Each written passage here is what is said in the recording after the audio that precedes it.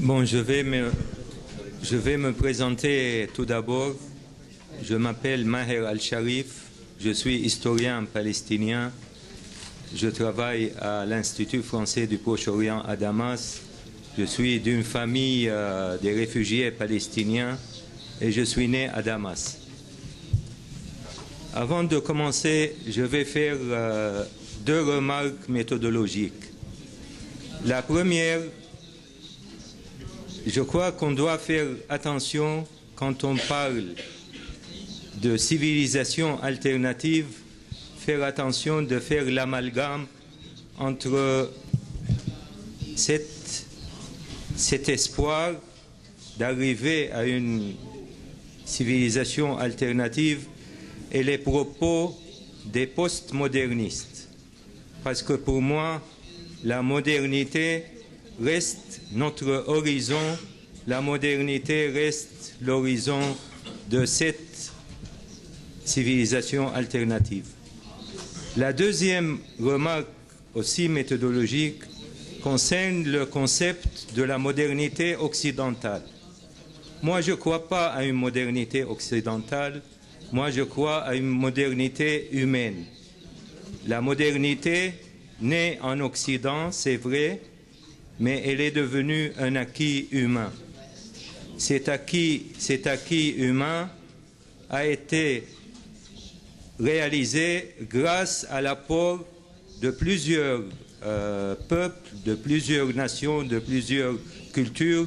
Je cite seulement ici l'apport arabo-musulman à la naissance et à l'émergence de la modernité née en Occident. Nous savons tous que l'avéroïsme latin a joué un rôle très important pendant 3 siècles dans l'instauration des bases de cette modernité née en Occident, mais qui est devenue un acquis humain.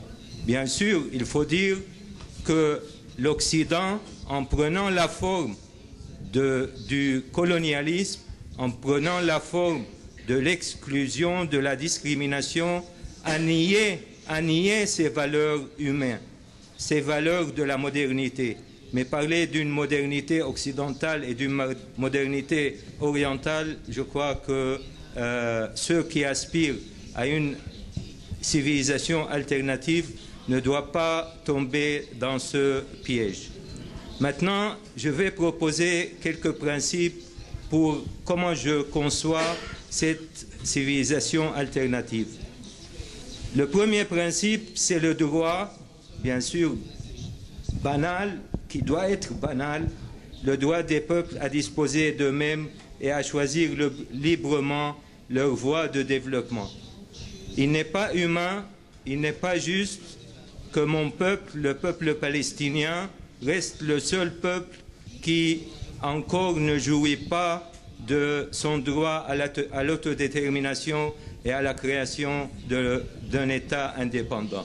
Et je crois que c'est la responsabilité de toute la communauté internationale, c'est la responsabilité de tous ceux qui aspirent à la justice, à la paix et au progrès social. Le deuxième principe, c'est la démocratie. Je crois que la démocratie est une valeur humaine, mais c'est une valeur humaine multidimensionnelle. Il y a la démocratie politique qui ne peut pas être détachée de la démocratie sociale, de la démocratie économique. Alors, il faut absolument être conscient du fait qu'il n'y a pas de démocratie sans progrès social, il n'y a pas de progrès social sans démocratie. Le troisième principe, c'est l'exploitation de la nature. Moi, je crois, et le camarade a parlé de la justice climatique. Pour arriver à cette justice climatique, surtout nous, hommes de gauche, qui aspirent à la justice sociale, nous devons changer notre vision des rapports avec l'exploitation de la nature. Moi, je crois qu'une grande faille de Marx et de tous les marxistes depuis plus d'un siècle et demi, c'est d'insister sur l'exploitation de l'homme par l'homme au détriment de l'exploitation de l'exploitation de la nature par l'homme. Et il est temps d'articuler la lutte contre l'exploitation de l'homme avec la lutte contre l'exploitation de la nature.